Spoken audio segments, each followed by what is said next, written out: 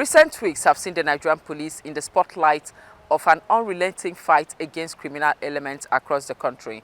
Now, these and many other issues are on our radar this week, but that will be after the crime news. Hello and welcome to Crime Watch.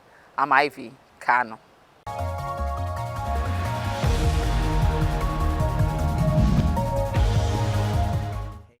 At least 3 traffic robbery suspects have been arrested by the police during separate operations in Okokomaiko and Ojo areas of Lagos State. Police Public Relations Officer, Lagos Command, Bala Elkanah says the hoodlums had engaged the police in a gun battle. He reveals one of the hoodlums was fatally injured, 2 were arrested while other gang members escaped. Guns, live cartridges and motorcycles used for the operations were recovered by the police. President Muhammadu Buhari has charged security chiefs to coordinate security plans and activities to enable security agents contain and prevent crimes within the West Africa sub-region. He made this call in his message at the end of the 3-day meeting of West African Police and Security Chiefs Committee in Abuja. Terrorist attacks, piracy, kidnappings, trafficking in drugs and humans across the West African region have undermined development efforts and especially the fulfillment of the ECOWAS protocols for free movement of persons. Police authorities in Oyo State say they have arrested a suspected supply of ammunition in the Saki area of the state. The suspect, whose name was given as Sunday Ajiboye, was said to be found in possession of 2,750 live cartridges. In another major breakthrough, security agents say they have also nabbed one Salami Gafaru, who was caught with 750 live cartridges. Police Commissioner Shino Olukulu spoke about the arrest. The SARS and POF other team laid ambush, but eventually we had to move to the vehicle and search. In the course of conducting search, this was what we found in them. 2,750 live cartridges. Investigation is on, and we don't want to jeopardize that investigation. Up-and-coming musician Aziz Fashola, also known as Naira Marley, has now been ordered to Ikoyi prison in Lagos after spending about 10 days in the custody of the Economic and Financial Crimes Commission.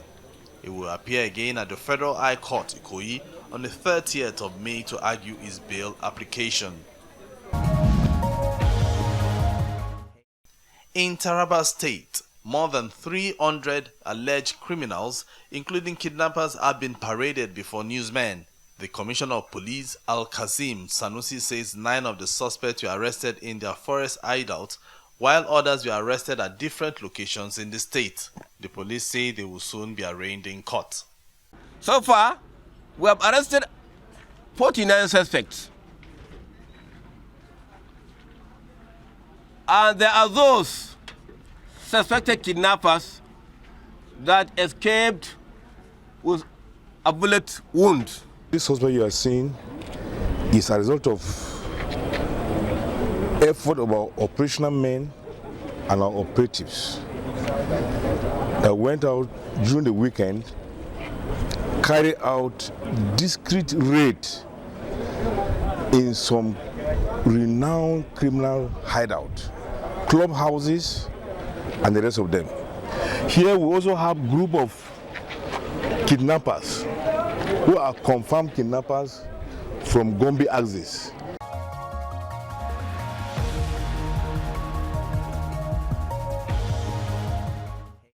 Our first big story this week is on Victoria Murray, who got missing on the 2nd of May. Well, the good news here is that she's been found. On arrival at the home of the Murrays, well-wishers were seen who came to rejoice with the family on the safe return of Victoria. Her mother, who is still in shock, said she would rather not talk about her daughter's disappearance, at least not yet. Her father said the family has been through hell and can't wish such on his worst enemy. Sharing the story to find Victoria, he revealed that after his post went viral on social media, he got a call from a particular number from Aja. He set out for the meeting with the police, but it turned out a wrong idea. And when they saw the police, that particular trail went cold. Nobody wanted to cooperate anymore because they saw the police. They were like, oh, so you came here with the police. We're not going to give you any information. We don't want to work with the police. We don't want police involved in our business. If you want our help, leave the police out. Of course, I didn't want to leave the police out at first because I was apprehensive. But because I was desperate, I had to leave the police out. After that, he took the risk of continuing to meet with the boys without involving the police, and it eventually paid off. I went and engaged these people directly. They were the local people around the area, local boys around the area. And we started talking. They were not the ones holding my daughter directly, or so they said. But they said that because we were the local people, and they knew their environment very well, and they knew their area very well, the Ado Road, Badore area of Ajah, and that they would help me to comb the area. And that if indeed that girl was the one that this fellow said he saw, that they would fish her out. So they started their search. And I was waiting and I was getting quite, impatient. So I made posters of my daughter. And with her mom, we went to that particular street, Ado Road in Ajah, and we're distributing posters house by house, shop by shop, talking to people directly and begging them, if you see this person, please let us know. Because that was the last place she was seen, according to this report from this gentleman. And so we left that, and then nothing happened. And then last night, around 10 p.m., 11, I got a call from these same people I'd been dealing with in Ajah. And they said, come and pick up your daughter. I was like, really? I couldn't believe it. So I wanted to go alone, but her mom said, no, you cannot go without me. So we went out that late with her mom, drove out to Ajah. And there they were, waiting by a filling station with my daughter. What happened?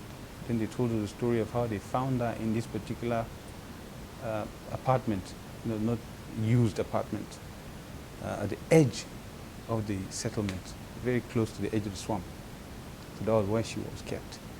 In this room, bare room like that, nothing, no furniture of any kind in the room. Swampy, mildew, wet. She kept something like a stone, which was the driest thing. She sat on there. So that was where my daughter was kept for these past few weeks, 2 weeks actually. They found her there because I think someone said they saw her there, and they went and laid siege around the area. And when they saw her, they just went in and swooped in and brought her out.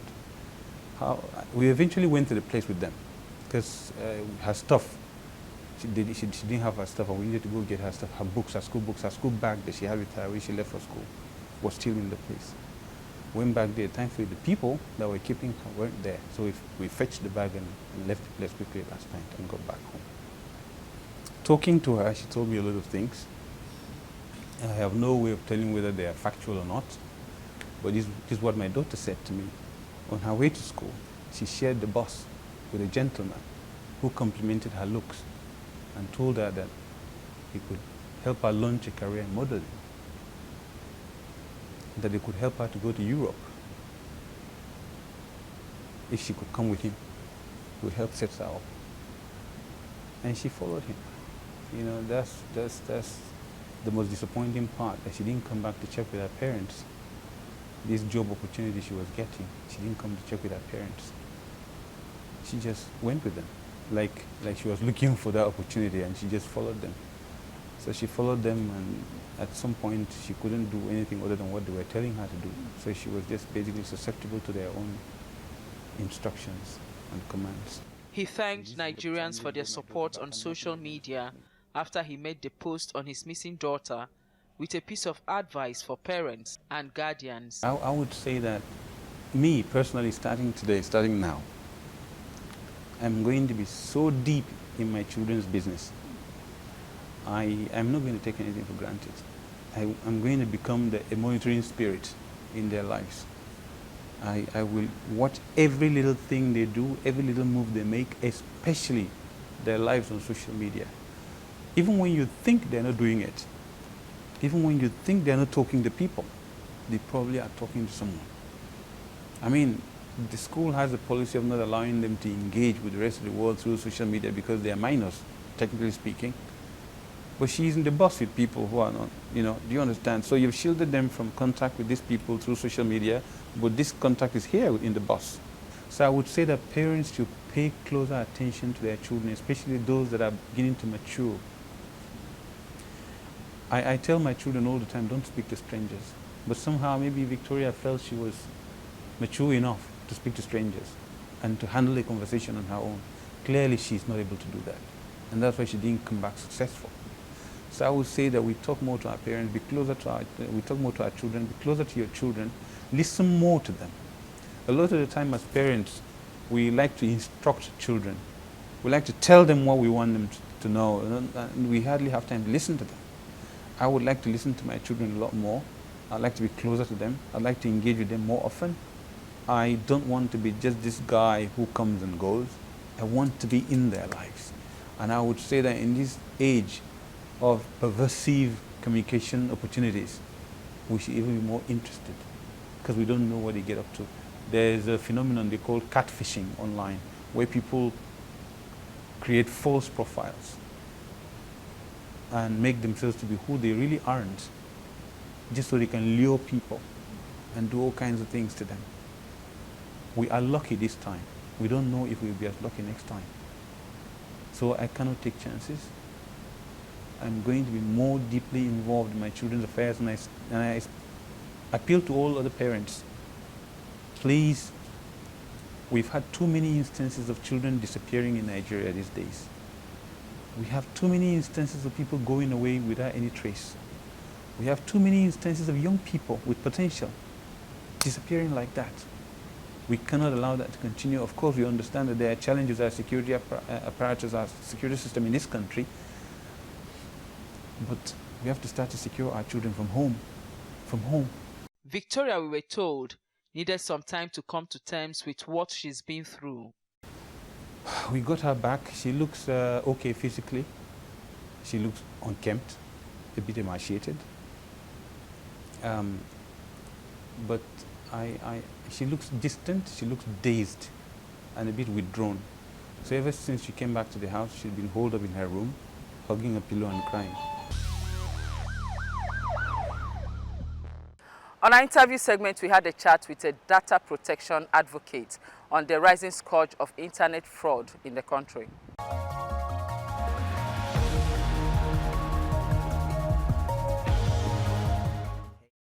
Welcome to this segment, our interview segment. Today we'll be talking cybercrime, but our guest on this edition is Tokunbo Smith, a data protection advocate. Welcome to the program. Thank you very much. I'll start. There's been an increase in cybercrime in Nigeria. Now, what do you think is responsible for this? Well, there are a lot of things that are responsible for cybercrime in Nigeria. And I will start from homes. Lack of parental care is number one factor. When you don't train your child, somebody outside will train that child for you. Secondly, the negative role model in Nigeria. We have leaders with negative role models. And Nigeria is built on money rules. As long as we believe that once you have the money, there's nothing you cannot do, then there is a big problem. Unemployment, especially for the youth, because most people who are into cybercrime, they are in the ages of 18 to 30. And unfortunately, there's no statistics whereby you know exactly the number of students that comes out from university, even not only university, even secondary schools. Do you have the number of students, the kind of jobs you can give for secondary school? Because when you talk about cybercrime, 13-year-old boy can do cybercrime. All he needs is to know how to use internet. And startup capital for committing crimes doing cybercrime is so low. You don't need any startup capital. All you need is your skill. And you can always acquire this skill from cyber cafe. With 100 Naira, you can go to any cyber cafe and learn and keep on learning the skills. So this startup capital is so low.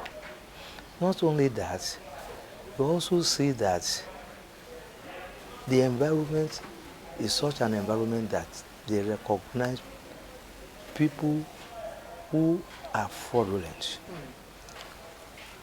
And when you see a young man trying to succeed in life, and you can see his mates, his colleagues, doing nothing because they share,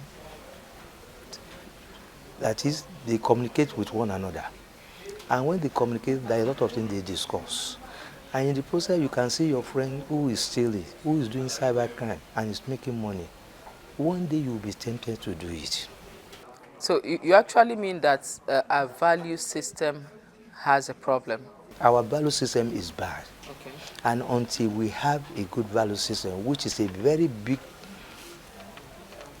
thing for us to do now, mostly value systems are supposed to be from homes.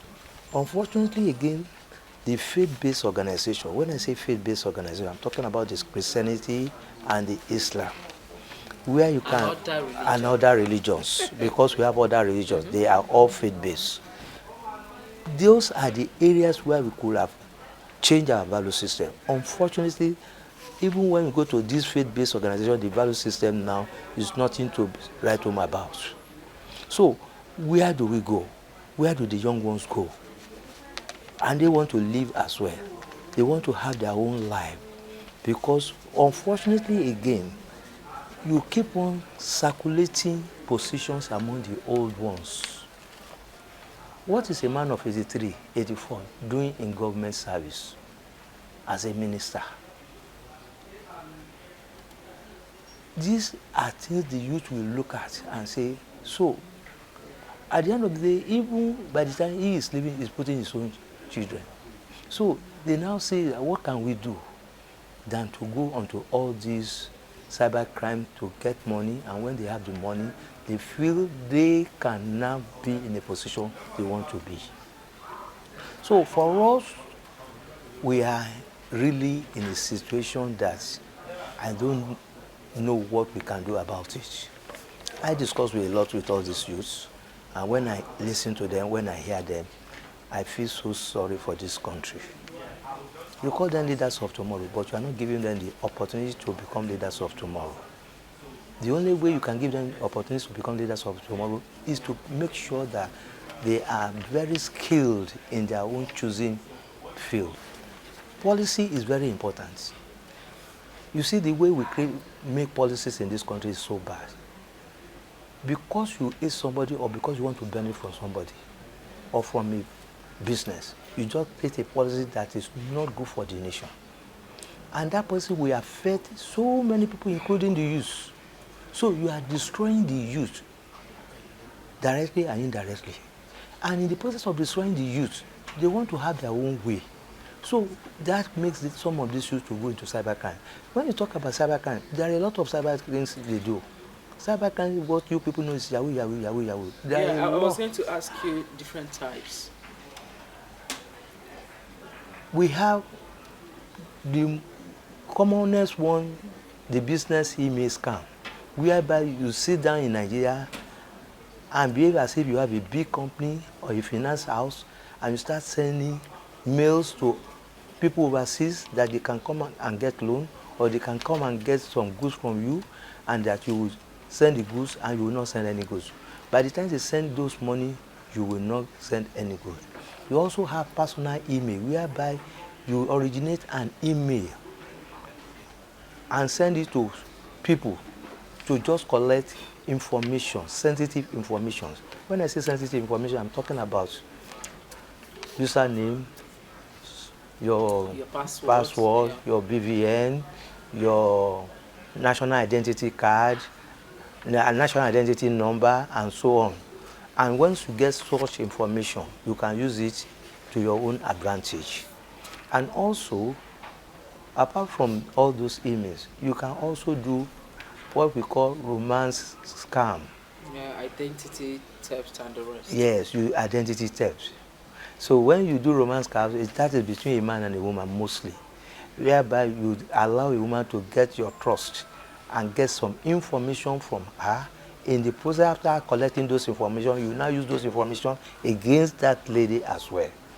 And these are people who are either mostly widows or people who are lonely, but they are very, very rich. So they empathize or sympathize with them in order to get those information. And apart from from romance, you will also have whereby you hack information. When you hack information, those information will reveal some identity to you. And because you get those identity, you can use it to do a lot of cybercrime. How do you protect yourself against hackers? When you open mails on the internet, you are not expecting attachment from somebody. And you see an attachment, you open an attachment. It might be a virus. It might be an attachment that wants to steal your personal information. So you don't just open attachment. When you see unnecessary information coming into your inbox, it means something is wrong. And how do you even know when your email has been compromised? Number one, you may find it difficult to open your email box. Your password may be changed. Two, you start having more emails in your box. Three, your IP address can be changed. And four, you discover that advertisement, a lot of advertising goods come in, which you have not solicited for. Those are things that will let you know. I have experienced email attack before. Immediately I noticed it, I changed my password. And I circulated to most people that my email has been compromised. So I changed my password, I changed my username. Thank you so much for joining us. But before we leave, we'd like to say this. Under the Cybercrime Act of 2015, a hacker, if found guilty, can pay as much as 10 million, 5 years imprisonment, or even death penalty. Crime Watch continues.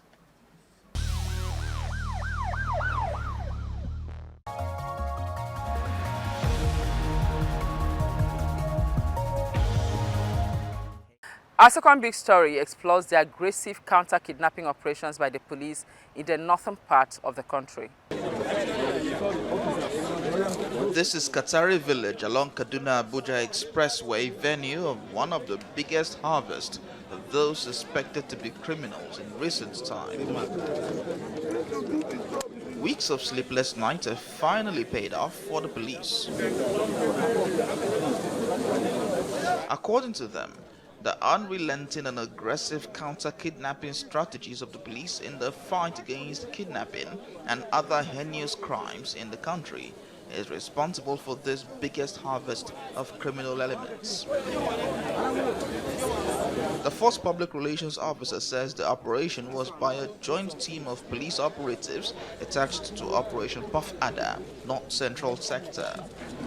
The Operation Puff Adder was conceived as a very strong anti-kidnapping, anti-robbery, and anti-banditry operation.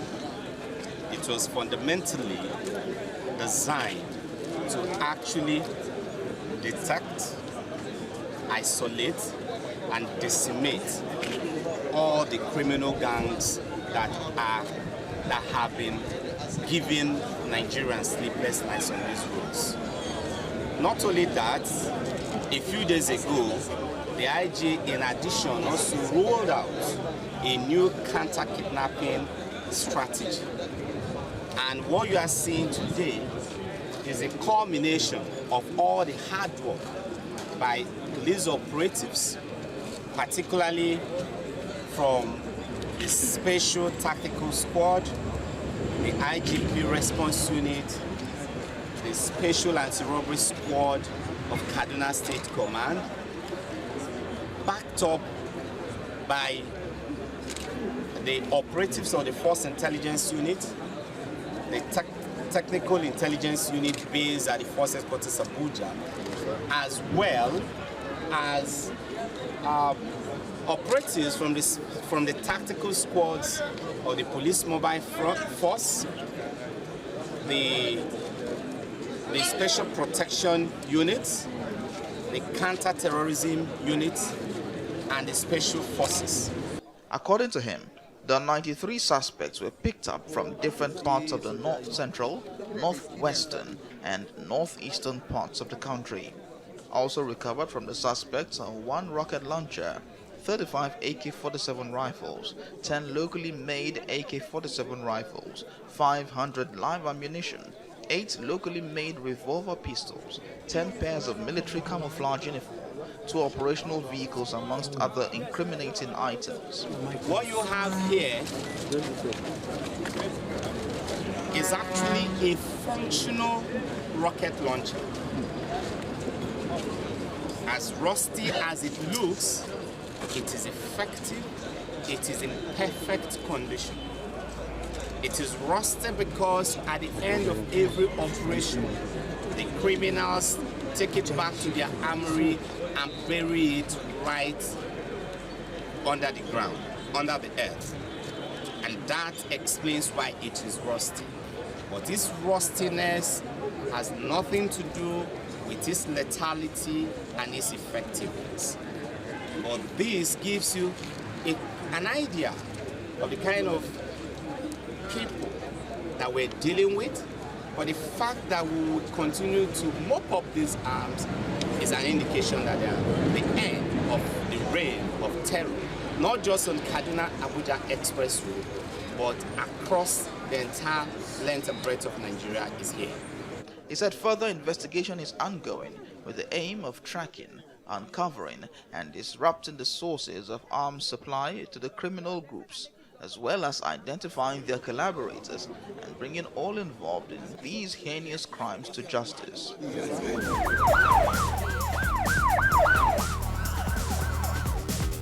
And before we go, these are some security tips for you.